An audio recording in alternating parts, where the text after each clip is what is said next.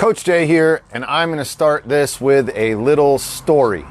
So I was at what we call a Globo gym, a big sort of chain gym, think Planet Fitness, although that's not where I was. And I was doing deadlifts, which is just picking a weight up off the ground and standing up with it. I had this super nice older lady come up to me and tell me that I shouldn't be doing that because I was going to be hurting my back. I told her thank you very much and continued on my merry way. Same week, I was in there squatting and a different older lady came up to me and told me that I shouldn't be squatting so low, I'm going to hurt my knees. So I want to just talk about this for a quick second.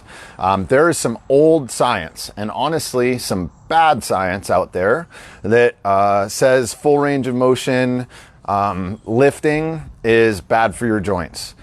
Sometimes doctors will even say just lifting weights, loading your skeleton is bad for your joints. Look, that is simply not the case. We know this to not be true anymore. That is maybe an old way of thinking, but think of it this way. I know one thing that you have to do in your life is use the bathroom, okay? When you use the bathroom, how do you go about doing that? You sit down. You know what sitting down is? That is doing a squat. So if you can't squat at least as low as getting on a toilet, you can't be a functional human. And so we need to train that squat so that when you have to do it, you're doing it the right way and you're much less likely to hurt yourself. Sorry, I'm flipping through some notes here. So on joints, there are 4 forces that we need to balance about our joints. The first one is compression, which is squeezing the joint together. The next one is tension, which is pulling the joint apart. The next one is shear, which think about, this is hard to see, but I'm pulling my thumb back and my finger forward, right? So it's like a sliding force across the joint. And the last one, sorry guys, the last one is torsion. And torsion is like a twisting force at the joint. So we need to understand those forces and we need to balance them. And by doing that, or how you do that, is with proper mechanics, moving the right way. But so long as those forces are balanced and you're moving the right way, you're not doing damage to the joint, you're strengthening it. You're strengthening the connective tissue.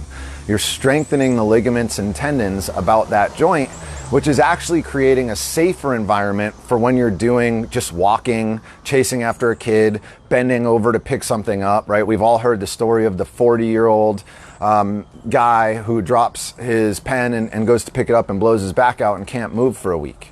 That's because A, he's not moving with proper mechanics, and B, his joints are so out of balance and busted that it led to an injury.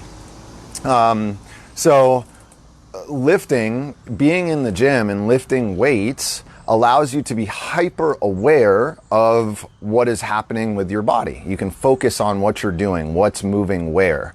Unlike life or sport, where you're a lot less focused on how you're moving. So in reality, lifting weights is one of the best ways to understand how to balance those forces and then protect your joints.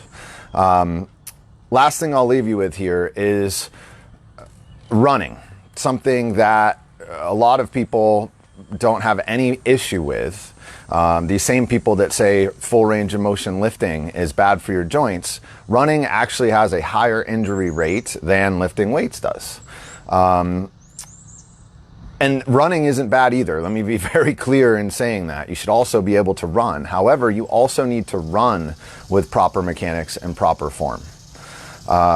Anything that you do incorrectly can potentially lead to an injury, right? But when we do this the right way, when we lift the right way, we are actually strengthening our joints. We're balancing and strengthening that connective tissue, not causing damage.